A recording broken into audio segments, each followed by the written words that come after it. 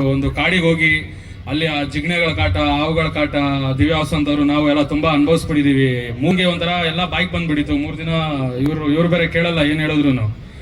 3 ದಿನಕ್ಕೆ ಹಿಂಗಾಯ್ತು ಅಂದ್ರೆ ಇನ್ನು 90 ದಿನ ಅಂದ್ರೆ ತುಂಬಾ ಎಲ್ಲರಿಗೂ ನಡಕ್ಬಿಡುತ್ತೆ ಅಂತ ಅನ್ಕೊಂಡು ಒಟ್ಟಿನಲ್ಲಿ ಭಾರಿ ಆಗಿರುತ್ತೆ. ಒಟ್ಟಿನಲ್ಲಿ ಒಂದು ಡಿಫ್ರೆಂಟ್ ಕಾನ್ಸೆಪ್ಟ್ ಅನ್ನೋಕ್ಕಿಂತ ಇವಾಗ ನಡೀತಾರೋ ನೇಚರ್ ಕಲಾಮಿಟೀಸು ಮತ್ತೆ ಇವಾಗ ಆಗ್ತಾ ಇರೋ ಸಿಚುವೇಶನ್ ನೋಡ್ಕೊಂಡು ನಾವು ಮುಂದಕ್ಕೆ ಹೆಂಗ್ ಸರ್ವೈವ್ ಮಾಡಬೇಕು, ನೇಚರ್ಗೆ ಏನ್ ವ್ಯಾಲ್ಯೂ ಕೊಡಬೇಕು ಅನ್ನೋದ್ರ ಮೇಲೆ ಈ ಕಾನ್ಸೆಪ್ಟ್ ನ ರೆಡಿ ಮಾಡಿದಿರಿ. ಇದೇನಂದ್ರೆ ನಾರ್ಮಲ್ ಪರ್ಸನ್ಸ್ ಎಲ್ಲರೂ ಪಾರ್ಟಿಸಿಪೇಟ್ ಮಾಡ್ಬೋದು, ಯಾರು ಸೂಪರ್ ಸ್ಟಾರ್ಸೇ ಬೇಕು ಅಂತ ಏನೋ ಇಲ್ಲ. ಇದ್ರಲ್ಲಿ ಬರೀ ಒಂದು 2-3 ಜನ ಸೆಲೆಬ್ರಿಟೀಸ್ ಬಿಟ್ರೆ ಮಿಕ್ಕಿದೆಲ್ಲ ಕಾಮನ್ ಪರ್ಸನ್ಸ್ ನೀವು ನೋಡ್ಬೋದು. ನಮ್ಗೇನಂದ್ರೆ ಹೆಚ್ಚಿಗೆ ಕಾಮನ್ ಪರ್ಸನ್ಸ್ ಬಂದು ಇದ್ರಲ್ಲಿ ಪಾರ್ಟಿಸಿಪೇಟ್ ಮಾಡಿ ಅವ್ರು ಗೆಲ್ಬೇಕು, ಅವ್ರಿಗೊಂದು ಫೇಮ್ ತಗೋಬೇಕು ಅನ್ನೋದು ನಮ್ದೊಂದು ಅನಿಸಿಕೆ. ಸೂಪರ್. ಆಮೇಲೆ ನೇಚರ್ ಬಗ್ಗೆ ವ್ಯಾಲ್ಯೂ ಏನಿದೆಯೋ ಅದನ್ನ ತಿಳಿಸ್ಬೇಕು. ಪ್ಲಸ್ ಇದು ನಾವು ಒಂದೊಂದು ಸ್ಟೇಟ್ಗೆ ಇಕ್ತಾರೋ ಕಾಂಪಿಟೇಷನ್ ಅಲ್ಲ, ಇದು ಬಂದು ಏನಂತಾರೆ, ಇದು ಬಂದು ಒಂದು India is a cultural state.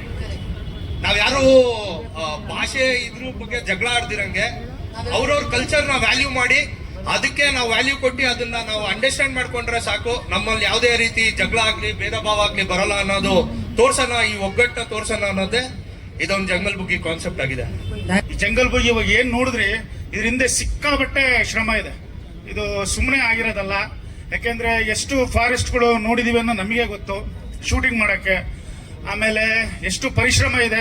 Concept ಹಿಂಗೆ ಬರಬೇಕಿತ್ತು, ಹಿಂಗೆ ಬರಬೇಕು, ಈ ರೀತಿನೇ ಆಗಬೇಕು ಅಂತ ತುಂಬಾನೇ ಡಿಸ್ಕಷನ್, ಸಿಕ್ಕಾಪಟ್ಟೆ ಡಿಸ್ಕಷನ್ ಎಲ್ಲ ನಡೀತು.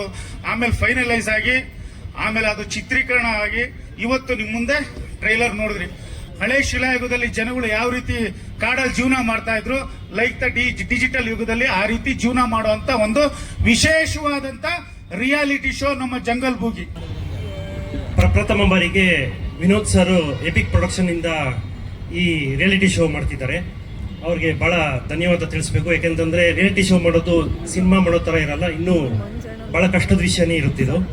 ಸೊ ಹಾಗಾಗಿ ಅವ್ರಿಗೆ ಥ್ಯಾಂಕ್ಸ್ ಹೇಳಬೇಕು. ಅದಾದ ನಂತರ ವೈಲ್ಡ್ ಕಾನ್ಸೆಪ್ಟ್ನ ವಿಕ್ರಮ್ ಸರ್ ವಂಡರ್ಫುಲ್ ಆಗಿ ರೆಡಿ ಮಾಡ್ಕೊಂಡಿದ್ದಾರೆ. ಆಮೇಲೆ 5 ರಾಜ್ಯದಿಂದ ಹುಡುಗರೆಲ್ಲ ಬಂದು ಕಾಡಿನಲ್ಲಿ ವಾಸ ಮಾಡ್ತಕ್ಕಂಥ ಒಂದು ಕಾನ್ಸೆಪ್ಟು ಬಹಳ ಕಷ್ಟದ ವಿಷಯ. ಅದರ ನಂತರದಲ್ಲಿ ಜನರಲಿ ನಾವು ಸುಮ್ಮನೆ ಜನರಲ್ ಕಾಡನ್ನ ಹೋಗಿ ನೋಡ್ಕೊಂಡು ಬರ್ಬೋದು ಅಷ್ಟೇ. 90 ದಿನ ಅಲ್ಲೇ ಜೀವನ ಸಾಗಿಸೋದು ಬಹಳ ಕಷ್ಟ ಇರುತ್ತೆ. ಆ ಒಂದು ಕಾನ್ಸೆಪ್ಟ್ನ ತುಂಬ ಚೆನ್ನಾಗಿ ಬರೆದು ರೆಡಿ ಮಾಡ್ಕೊಂಡಿದ್ದಾರೆ ವಿಕ್ರಮ್ ಸರ್, ಅವ್ರಿಗೂ ಧನ್ಯವಾದ ತಿಳಿಸ್ಬೇಕು. ಅದಾದ ನಂತರದಲ್ಲಿ 5 ರಾಜ್ಯದಿಂದ ಬರ್ತಕ್ಕಂಥ ಎಲ್ಲ ಹುಡುಗರು ಕಾಡಿನಲ್ಲಿ ರಾಜರಾಗಿ ಯಾವ ಥರ ಇರ್ತಾರೆ ಅನ್ನೋದನ್ನ ತೋರಿಸುವಂಥ ಒಂದು ಕಾನ್ಸೆಪ್ಟೇ ಈ ZTV ಮುಖಾಂತರ ಮಾಡ್ತಾ ಇದ್ದೀವಿ. ಇದರಲ್ಲಿ ಸಿನಿಮಾದಲ್ಲಿ ಬಳಸ್ತಕ್ಕಂಥ ಎಕ್ವಿಪ್ಮೆಂಟ್ಸ್ಗಿಂತ ಬೇರೆ ಇನ್ನೂ ಡಿಫ್ರೆಂಟ್ ಎಕ್ವಿಪ್ಮೆಂಟ್ಸ್ನ ಬಳಸ್ತಾ ಇದ್ದೀವಿ. ಸುಮಾರು 12ರಿಂದ 18 ಕ್ಯಾಮ್ರಾಗಳನ್ನ ಬಳಸ್ತಾ ಇದ್ದೀವಿ. ಟೆಕ್ನಿಕಲಿ ತುಂಬ ಚೆನ್ನಾಗಿರುತ್ತೆ. ಎಲ್ಲರೂ ನೋಡಿ, ಎಲ್ಲರೂ ಎಂಜಾಯ್ ಮಾಡ್ಬೋದು. ಹೋಗಿ ಅಲ್ಲಿ ಇರ್ತಕ್ಕಂಥವ್ರು ಕೂಡ ತುಂಬ ಎಂಜಾಯ್ ಮಾಡ್ಬೋದು. ಎಲ್ರಿಗೂ ಧನ್ಯವಾದ. ಕಾಡಲ್ಲಿ ಸೊಪ್ಪು ಸಿಗುತ್ತೆ, ತಿಂದು ಬದುಕ್ಬೋದು, ಇದೇ ನನ್ನ ಮಾತು. ಮೊದಲನೇದಾಗಿ ಕಂಗ್ರ್ಯಾಚುಲೇಷನ್ಸ್.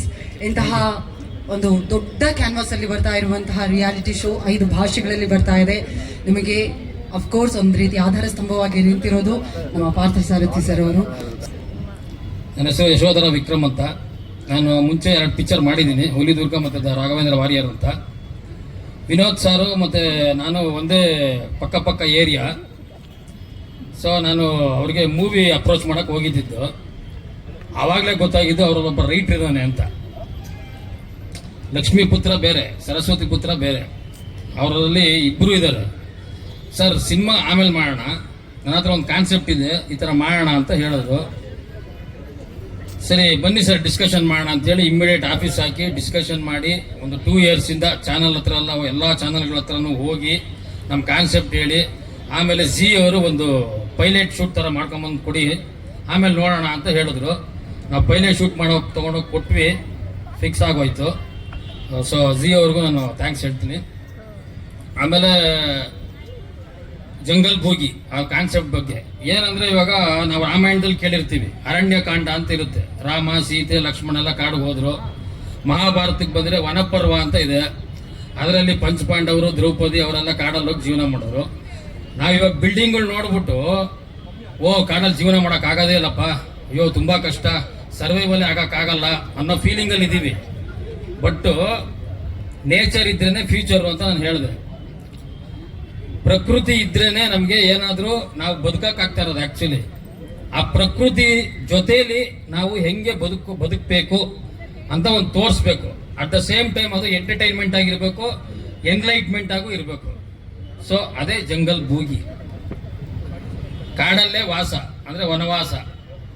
ನಾವು ಇಂಗ್ಲಿಷಲ್ಲಿ ಜಂಗಲ್ ಬೂಗಿ ಅಂತ ಇದ್ದೀವಿ. ಆಕ್ಚುಲಿ ಹೇಳ್ಬೇಕು ಅಂದ್ರೆ ವನವಾಸ ಮಾಡಕ್ ರೆಡಿ ಇದ್ದೀರಾ ನೀವೆಲ್ಲ? ಯಾರಾದ್ರು ಆಡಿಯನ್ಸ್ ಯಾರು ರೆಡಿ ಇದ್ದೀರಾ? ಇದೇನಂದ್ರೆ ಕಾನ್ಸೆಪ್ಟ್ ಒಂದು 2 ನಿಮಿಷದಲ್ಲಿ ಹೇಳ್ಬಿಡ್ತೀನಿ. 18ರಿಂದ 28 ವರ್ಷದೊಳಗಡೆ ಇರಬೇಕು. ಆಮೇಲೆ ಮೆಡಿಕಲ್ ಟೆಸ್ಟ್ ಮಾಡ್ತೀವಿ, BP ಶುಗರ್ ಇರಬಾರ್ದು.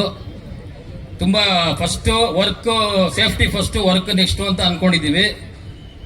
ಮಂಡೇ ಟು ಫ್ರೈಡೇ ಸ್ಕ್ರಿಪ್ಟ್ ಇರಲ್ಲ. ನಿಮ್ದೇನಿರುತ್ತೆ, ನೀವೇನೇನು ಅಲ್ಲಿ ಆಕ್ಟಿವಿಟೀಸ್ ಇರುತ್ತೆ ಅದು ನೀವೇ ಮಾಡ್ಕೋಬೇಕು. ಕ್ಯಾಮ್ರಾಗಳಿರುತ್ತೆ, ರೆಕಾರ್ಡ್ ಆಗುತ್ತೆ. ಸ್ಯಾಟರ್ಡೆ ಸಂಡೇ ಕನ್ನಡದಿಂದ ನಮ್ಮ ರಮೇಶ್ ಅರವಿಂದ್ ಸರ್ ಬರ್ತಾರೆ, ತಮಿಳಿಂದ ನಮ್ಮ ಅರ್ಜುನ್ ಸರ್ಜಾ ಸರ್ ಬರ್ತಾರೆ, ಮಲಯಾಳಮಿಂದ ದುಲ್ಕರ್ ಸಲ್ಮಾನ್ ಸರ್ ಅಂತ ಬರ್ತಾರೆ, ಹಿಂದಿಯಿಂದ ಸೋನು ಸೂದ್ ಸರ್ ಬರ್ತಾರೆ, ಆಂಧ್ರದಿಂದ ನಮ್ಮ ಮೇಕಾ ಶ್ರೀಕಾಂತ್ ಸರ್ ಬರ್ತಾರೆ. ಶನಿವಾರ ಭಾನುವಾರ ಆಲ್ ಚಾನೆಲ್ ಅಲ್ಲೂ ಎಲ್ಲಾ ಲ್ಯಾಂಗ್ವೇಜಸ್ ಅಲ್ಲಲ್ಲಿ ಆಯಾ ಲ್ಯಾಂಗ್ವೇಜ್ ಅಲ್ಲಿ ಪ್ರಸಾರ ಆಗುತ್ತೆ. ಈ 15ರಿಂದ ಆಡಿಷನ್ ಶುರು ಆಗುತ್ತೆ. ಫೋನ್ ನಂಬರ್ ಇದೆ, ಇಮೇಲ್ ಇದೆ, ತಗೊಂಡು ನೀವು ನಿಮ್ಮ ಪ್ರೊಫೈಲ್ನೆಲ್ಲ ಕಳಿಸ್ಬೋದು.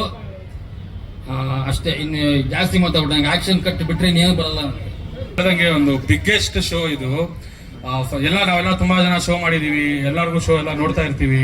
ಆದ್ರೆ ಇದು ಬಂದ್ಬಿಟ್ಟು ಫಸ್ಟ್ ಟೈಮ್ ನಾನು ನೋಡಿದಂತ ಒಂದು ಪ್ಯಾನ್ ಇಂಡಿಯಾ ಶೋ. ಅಂದ್ರೆ 5 ಲ್ಯಾಂಗ್ವೇಜ್ ಅಲ್ಲಿ ಬರ್ತಾ ಇರೋಂಥ ಶೋ. ಅದ್ರಲ್ಲಿ 5 ಲ್ಯಾಂಗ್ವೇಜ್ ಬರ್ತಾ ಇದೆ ಅಂದ ತಕ್ಷಣ ಎಲ್ಲರೂ ದೊಡ್ಡ ಸ್ಟಾರ್ಗಳು ನಮ್ಮ ಕನ್ನಡದಲ್ಲಿ ಹೇಳಿದ್ರಲ್ಲ ಸರ್, ಎಲ್ಲ ಸ್ಟಾರ್ಗಳು, ಪ್ರತಿಯೊಬ್ಬರು ತುಂಬಾ ದೊಡ್ಡ ಸ್ಟಾರ್ಗಳು, ಮತ್ತೆ ಹೆವಿ ಹೈ ಬಜೆಟ್ ಶೋ ಇದು. ಮತ್ತೆ ತುಂಬಾ ಕಷ್ಟ ಇರುತ್ತೆ. ಎಲ್ಲರೂ ಬನ್ನಿ, ಪಾರ್ಟಿಸಿಪೇಟ್ ಮಾಡಿ. ಎಲ್ಲರೂ ಆಡಿಷನ್ಸ್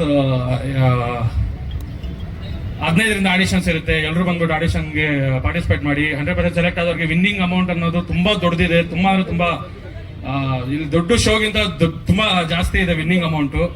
ಪ್ರತಿಯೊಬ್ರು ಬನ್ನಿ. Thank you. ಇಲ್ಲ ಇವರು ಅದನ್ನು ಅಷ್ಟೇ, ಟ್ರೈಲರ್ನು ಅಷ್ಟೇ ರಿಯಲ್ ಆಗೇ ಶೂಟ್ ಮಾಡ್ಬೇಕಂತ ಅಂದ್ಬಿಟ್ಟು ಒಂದು ಕಾಡಿಗೆ ಹೋಗಿ ಅಲ್ಲಿ ಆ ಜಿಗ್ನೆಗಳ ಕಾಟ, ಹಾವುಗಳ ಕಾಟ, ದಿವ್ಯ ವಸಂತ್ ಅವರು ನಾವು ಎಲ್ಲ ತುಂಬಾ ಅನುಭವಿಸ್ಬಿಟ್ಟಿದೀವಿ. 3 ದಿನ ಅದಿದ್ದು ಶೂಟು.